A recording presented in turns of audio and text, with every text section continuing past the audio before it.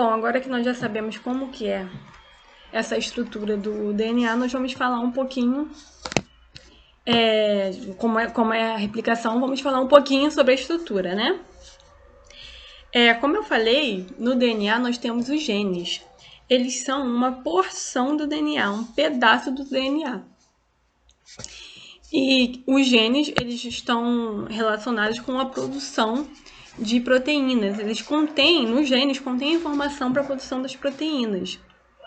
Então, por exemplo, nessa figura, uma porção do DNA vai ter uma informação para a produção de um gene, e aí temos outra porção que vai ser produção de outro gene, e assim sucessivamente. Cada pedacinho do DNA vai ser formado um gene, e esses genes vão ter a informação para produzir nossas proteínas. Então, eles são muito importantes.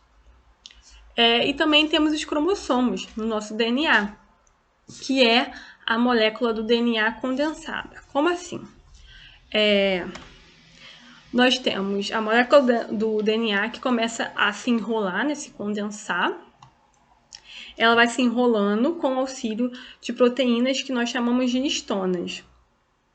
Então, ela vai se enrolando, se une essas histonas e continua a se enrolar. Após essa condensação, essa enrolação, enfim, após ela se enrolar, ela vai formar a cromatina, que já é essa parte aqui. Que é essa molécula de DNA bem condensada, né? Já associada junto com as histonas, né? As proteínas histonas. Então, essa cromatina ainda vai continuar a se enrolar, vai se enrolar nela mesma. E aí, então, o cromossomo, propriamente dito, vai ser formado. Então, o cromossomo é essa enrolação máxima do DNA, né? O cromossomo vai ser esse DNA enrolado.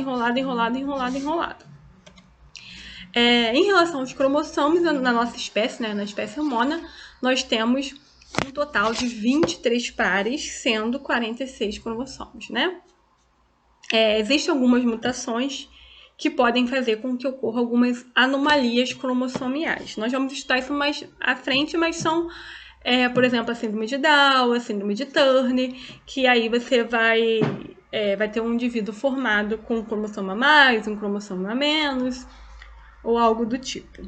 Mas a nossa espécie humana normalmente possui um total de 23 pares de cromossomos, sendo um par desse o par sexual. Bom, então vamos falar um pouquinho agora como acontece a transformação do DNA passando pelo RNA e formando as proteínas, né? Antes de começar a falar do RNA propriamente dito. Então, a gente chama isso de dogma central da biologia molecular, que nada mais é do que a molécula de DNA, ela vai sofrer um processo chamado de transcrição. Nesse processo, o RNA vai ser gerado. Essa transcrição, ela vai ser feita pelo RNA mensageiro, que vamos ver mais à frente, a gente vai ver um vídeo também sobre isso. E o processo da transcrição, depois do processo da transcrição, esse RNA ele vai ser traduzido em proteínas, né? O destino final vai ser as proteínas. E essa tradução do RNA vai ser feito por ribossomos e por proteínas ribossomais, RNA ribossomal. E além disso, também será feito pelo RNA transportador, que ele vai transportar os aminoácidos que vão determinar as proteínas. Agora eu vou... só uma observação.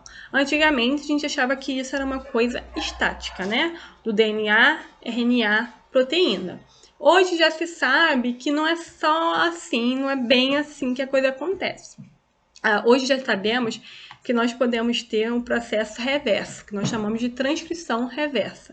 Que a gente tem o DNA, vai transformar esse RNA é em DNA para seguir com o processo. E esse RNA transformado em DNA será um cDNA, que é um DNA complementar. Aí vai ocorrer essa transcrição reversa. Mas isso é coisa mais para nível de faculdade, só estou dando essa observação para vocês. Mas em relação ao dogma central da biologia, seria então DNA, RNA, proteínas. Sempre assim. Então, agora entrando, né, no nível de RNA, nós sabemos, né, que a molécula do RNA ela é diferente da molécula do DNA, ela é de fita simples, e a função dela é produzir proteínas.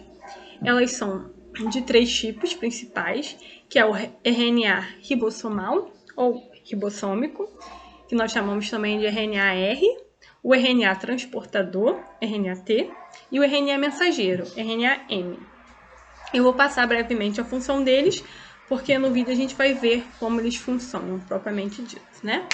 O RNA mensageiro, ele vai carregar a informação do gene até o citoplasma para que ocorra a síntese das proteínas, né? Ele vai levar essa mensagem para que ocorra essa síntese das proteínas. O transportador, ele vai transportar os aminoácidos para a formação das proteínas. Ele vai fazer esse transporte. E o ribossomal tem uma função mais estrutural, que ele vai se juntar às proteínas para conseguir formar os ribossomos. Então, sem o RNA ribossomal, os ribossomos não iam conseguir serem feitos, né? Então, agora eu vou mostrar esse vídeo para ver como é que ocorre essa produção do RNA, quer dizer, do DNA até a proteína. Esse vídeo também tem legenda, tá, gente? Mas eu vou também narrando. Então, o vídeo é do DNA, a proteína. Então, ele começa falando sobre a célula, que dentro da célula nós temos o núcleo, que possui genoma. Esse genoma vai ser dividido em 23 pares de cromossomos, ou 46 cromossomos, né? Então, ele fala que esse cromossomo ele vai estar enrolado, né, nas proteínas histonas. E ele fala que dentro do DNA também possuem os genes, né, que tem a informação para produzir as proteínas. Isso aqui é um resumo. Então, ele fala que quando o gene ele é ativado, chega a enzima RNA polimerase, que vai se ligar no começo do gene e vai se mover ao longo do DNA para fazer uma fita de RNA mensageiro. Essa fita vai ser feita a partir das bases nitrogenadas que estão livres no núcleo. O código do DNA vai determinar, vou dar uma parada aqui, a ordem em que essas bases vão ser adicionadas no RNA mensageiro. E esse processo vai ser, então, a transcrição do RNA propriamente dita, né? Então, antes do RNA ser utilizado como molde para a produção das proteínas, ele vai ser processado, que vai acontecer remoção e adição de seções, né, de pequenas seções do RNA. Vamos parar, né? Então, o RNA ele vai sair do núcleo, vai para o citoplasma. No citoplasma, nós vamos ter os ribossomos, que vão se ligar ao RNA mensageiro, vai ler o código do RNA mensageiro, para poder produzir uma cadeia composta por aminoácidos.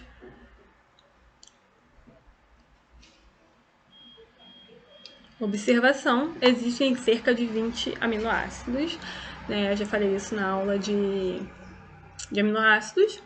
E a outra observação é que os ribossomos eles são formados também através das associações com RNA ribossomal e proteínas, tá bom?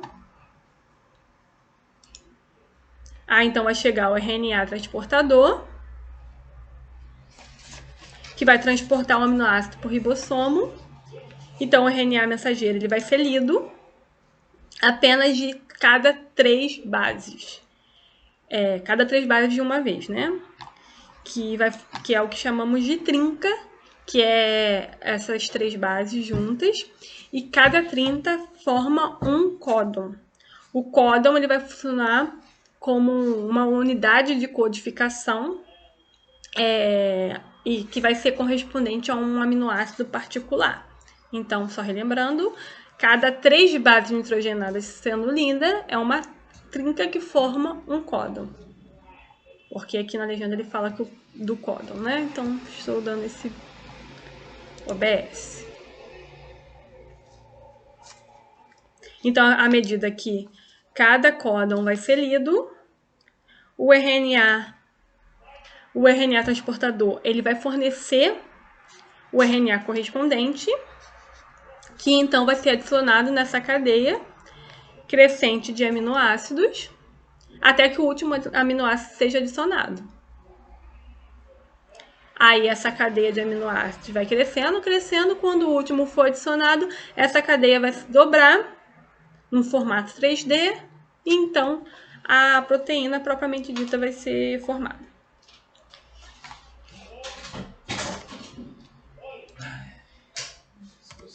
Então é isso.